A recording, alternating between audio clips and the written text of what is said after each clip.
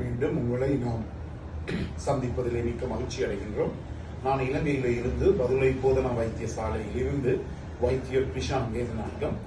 நாங்கள் பார்த்து கொண்டிருக்கின்ற விடயம் இந்த ஆண்குறி சிறிதாக இருப்பது அல்லது மைக்ரோ பீனிஸ், அவற்றுக்குரிய சிகிச்சை முறைகளை பற்றி பார்த்து கொண்டு இருக்கின்றோம். நேரடியாக தொடர்பு கொள்ள விரும்பினால் வெளியூர் நண்பர்கள் 0094-737-35-62-45 மூலம் தொடர்பு கொள்ள முடியும். உள்ளூர் நண்பர்கள் 0777-35-62-45 மூலம் தொடர்பு கொள்ள முடியும். எனவே நான் முதலிலே சொன்னது போல இந்த டெஸ்டோஸ்டெரோன் எனப்படுகிற ஹோமோனை நாங்கள் ஊசி மூலமாகவோ அல்லது வாய் மூலமாகவோ எடுத்துக்கொள்ள முடியும். முக்கியமாக இந்த பியர் பிரஷர் என்று சொல்லுவோம். அதாவது சில பிள்ளைகளுக்கு நீங்கள் கண்டிருக்கிறீர்கள், ஆண் பிள்ளைகளை கண்டிருக்கிறீர்கள், அவர்களுடைய மீசை இல்லை கிடையாது. அதே நேரத்தில் சில பேருக்கு அந்த கூடுதலாக பெண் பிள்ளைகளுடன் கூடுதலான இருக்கின்ற ஆர்வம் குறைவாக இருக்கும். பெண்களுடன் போய் கதைப்பது, பள்ளிக்கூடங்களுக்கு சொல்லுகிறேன், கதைப்பதோ அல்ல அவர்கிட்ட போய் நிற்பது என்பது கொஞ்சம் கூச்ச சுவாமுடையவராக இருப்பார்கள். இவர்களுக்கு சில நேரங்களில் இந்த டெஸ்டோஸ்டெரோனுடைய அளவு குறைபடும். எனவே சில நேரங்களில் இந்த பியர் பிரஷர் காரணம், அதாவது தங்களுடைய வயசுக்கு ஒத்த வயசை ஏற்ற மற்றவர்களாலே இப்படிப்பட்ட பிள்ளைகளுக்கு பிரச்சனை ஏற்படும். அதை நாங்கள் பியர் பிரஷர் என்று கூறுவோம். எனவே இந்த பியர் பிரஷர் காரணமாக இருப்பவர்களுக்கு கூட நாங்கள் என்ன செய்யலாம், அவர்களினுடைய இந்த செகண்டரி செக்ஷுவல் கேரக்டர்ஸ் என்று சொல்லுவோம். உங்களுக்கு தெரியும், அதாவது பிரைமரி செக்ஷுவல் கேரக்டர்ஸ் என்று சொன்னால் ஒரு ஆண் தனக்கு, அதாவது திருமணம் முடிப்பதற்கு தயாராக இருப்பதற்கு என்ன வேணும், ஒரு ஆண்குறி வளர்ச்சி அடைய வேண்டும். எனவே அதுதான் முதலாவதான ஒரு, அதாவது பிரைமரி என்று சொல்லுவோம், முதலாவதான sexual characters. Secondary sexual characters என்று சொல்லுகின்ற போது வயதுக்கு வருகின்ற போது அவருடைய உடலிலே ஏற்படுகின்ற மாற்றங்கள் உங்களுக்கு தெரியும். முதலிலே மீசை முளைக்கின்றது, அதே நேரத்தில் இந்த கமக்கட்டு பகுதியிலே மயிர் முளைக்கின்றது, அதே நேரத்தில் எங்களுடைய ஆண்குறிக்கு மேலே மயிர் முளைக்கிறது. இவற்றுக்கு மேலதிகமாக குரல், அதாவது ஒரு ஆணினுடைய சின்ன வயசு 14-12 வயசு முதல் அவருடைய குரலானது ஒரு பெண்ணினுடைய குரல் போல இனிமையாக இருக்கும். பிறகு என்ன செய்யும், அவருடைய குரல் கரகரப்பு தனிப்படையும். அதுவும் ஒரு செகண்டரி செக்ஸ் கேரக்டர்ஸ் என்று சொல்லுவோம். அதாவது இரண்டாவதான பாலியல் ஒரு அவருடைய ஏற்படுகின்ற ஒரு கேரக்டர், குணங்குறி என்று சொல்லலாம்.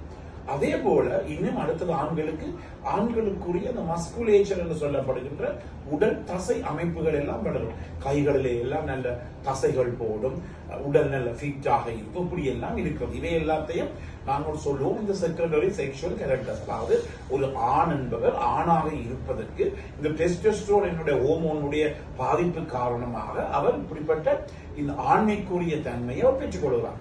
சில பிள்ளைகளுக்கு இந்த ஆண்மைக்குரிய தன்மை குறைவு. எனவே அவர்கள் மற்றவுடன் பாடசாலைகளை படிக்கின்ற போது என்ன செய்வார்கள், முதலிலே சொன்னது போல இந்த பியர் பிரஷர் காரணமாக அவர்களுக்கு கொஞ்சம் வெக்கமாக இருக்கும், பெண்களை பார்ப்பதற்கு கூட வெக்கம், கதைப்பதற்கு கூட வெக்கம், இப்படிப்பட்ட பிரச்சனை இருக்கு.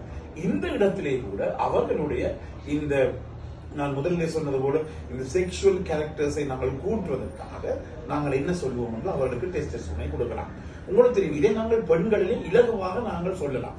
சில பெண்களுக்கு உங்களுக்கு தெரியும், சிறு வயதிலே இருந்தே அவருடைய மார்பக வளர்ச்சி மிக மிக குறைவாக இருக்கும். அவர்கள் உடுத்துகின்ற உள்ளாடைகள் கூட, பிரேசியர் கூட மிகவும் சிறிதாக இருக்கும். என்றபடினாலே அவர்கள் வயசொத்த பெற்ற இளம் பெண்களுடன் போய் கதைப்பதோ அவருடன் இருப்பதோ என்று சொல்ல வெக்கமாக இருக்கும். என்னுடைய மார்பகங்கள் சிறியது என்று சொல்லி பல பேர் அப்படி எங்களிடம் வருகிறார்கள். எனவே அந்த இடத்தை அதே போலதான் ஆண்களுக்கு அவ்வளவு முக்கியமான இடம் கொடுக்காவிட்டாலும் கூட இந்த பியர் பிரஷரின் காரணமாக பல பேர் வருகிறார்கள். தங்களுக்குரிய அந்த இரண்டாவது நிலை பாலியல் நிலைப்பாட்டை அவர் எடுப்பதற்காக, அதாவது செகண்டரி செக்ஷுவல் கேரக்டர்ஸை அவர் எடுப்பதற்காக இந்த டெஸ்டோஸ்டெரோன் எனப்படுகிற மருந்தை அவர் பெறுவதற்காக அந்த இடத்திலே கூட அவர்களுக்கு கூட நாங்கள் ஒரு பிரச்சனை இல்லாமல், ஒரு விக்கம் இல்லாமல் அவர்களுக்கு இந்த மருந்தை நாங்கள் பரிந்துரைக்கிறோம். அதே நேரத்தில் சில நோய்கள், முக்கியமாக சொல்ல போனால் ஒரு நோய் ஒன்று இருக்கின்றது, தலசீமியா மேஜர் அல்லது தலசீமியா மைனர். இந்த தலசீமியா நோய் எனப்படுவது என்ன, ரத்தத்திலே அடிக்கடி இந்த ஹீமோகுளோபினுடைய அளவு குறைவடையும். அதை நாங்கள் குருதிச்சோகை அல்லது அனீமியா என்று சொல்லுவோம். இந்த இடத்திலே நாங்கள் என்ன செய்வோம், அந்த நோயாளிக்கு ஒரு மாதத்தில் ஒருக்காக ஒரு மாதத்தில் 2 தடவை நாங்கள் அவருக்கு இரத்த மாற்றீட்டை செய்வோம். ரத்தத்தை அவர்களுக்கு கொடுப்போம். இந்த ரத்தம் கொடுக்கின்ற போது, அடிக்கடி ரத்தம் கொடுக்கின்ற போது ரத்தத்தில் என்ன இருக்கிறது உங்களுக்கு தெரியும், அயன் சத்து, இரும்பு சத்து இருக்கிறது. இந்த ரத்தத்திலே இருக்கின்ற இரும்பு சத்து காரணமாக இரத்த மாற்றீட்டை, ரத்தத்தை நாங்கள் அந்த நோயாளியை கொடுக்கின்ற போது அவருடைய உடலிலே இந்த இரும்பு சத்து அயனுடைய அளவு கூடுகிறது. இந்த அயன் போல் என்ன செய்கிறது என்றால் அவர்களுடைய ஒரு ஆணினுடைய இந்த விதைகளிலே டெஸ்டிஸ்லே போய் படிகிறது, டிபாசிஷன் படிகிறது. படிந்த பிற்பாடு அந்த ஆணினுடைய அந்த விதை வேலை செய்யாமல் போய்விடும்.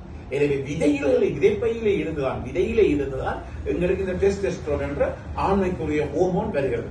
என்றபடினால விதைகள் இந்த இரும்பு டிபாசிட் காரணமாக, இரும்பு படிதம் காரணமாக இந்த விதைகள் பாதிக்கப்படுகின்ற போது அந்த இடத்திலும் கூட அந்த பிள்ளைக்கு ஆணுக்குரிய இந்த செகண்டரி செக்ஷுவல் கேரக்டரிஸ்டிக், முதலாவது sexual character, primary sexual characteristic சொல்லப்படுது, ஆண்குறி வீக்கம் அடைவது, பெரிதடைவது போன்ற பல பிரச்சனைகள் இந்த இடத்திலே அவர்களுக்கு என்ன செய்யக்கூடியதாக இருக்கும், தடைப்படவில்லை. எனவே இந்த நிலைமையிலும் கூட நாங்கள் என்ன சொல்லுவோம், அந்த நோயாளிக்கு நாங்கள் என்ன சொல்லுவோம், அந்த பிள்ளைக்கு நாங்கள் அவருடைய கிணதிரம் அவருடைய கவுன்சிலிங் கொடுத்த பிற்பாடு, அவர்களுக்கு நாங்கள் அட்வைஸ் கொடுத்த பிற்பாடு நாங்கள் அவர்களுக்கு இந்த டெஸ்டோஸ்டெரான் ஊசியை ஊசி மூலமாக நாங்கள் வைப்போம். எனவே அந்த இடத்திலும் இதற்குரிய தேவை இருக்கு.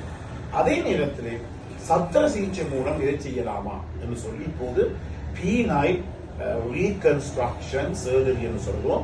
அதை நாங்கள் பெலனோபிளாஸ்டி என்று சொல்லுவோம். அதாவது என்ன, இந்த ஆண்குறியை பெரிதாக ஆக்குவதற்குரிய சத்திர சிகிச்சை. இப்போது எங்களை நாட்டிலே அப்படி நடைபெறுவது மிகவும் குறைவாக இருக்கின்றது. வெளிநாடுகளிலே மிகவும் வெற்றிகரமான இந்த சத்திர சிகிச்சையில நடைபெற்றுக் கொண்டிருக்கிறது. ஆனால் அந்த அளவுக்கு ஃபெயிலியர், அதாவது அந்த அளவுக்கு தோல்விகள் கூட இந்த சத்திர சிகிச்சையிலே பிரபலியமாக இருக்கின்றது. என்றபடினாலே இந்த நிகழ்ச்சியை நாங்கள் அவ்வளவு பெரிசாக ஒப்பிடக்கூடாது. இந்த சத்திர சிகிச்சை மூலமாக ஆண்குறியை நாங்கள் பெரிதாக்க வேண்டும் என்ற இதை எங்களாலே நாங்கள் கூட்ட முடியாது. எனவே இதை நாங்கள் கவனித்துக் கொள்ளும்படி நாங்கள் கட்டுப்படுகிறோம். அடுத்ததாக மிக முக்கியமாக உங்களுக்கு நான் என்ன சொல்ல வேண்டும், மனைவியுடன் எப்போதுமே சந்தோஷமாக இருந்து கொள்ளுங்கள்.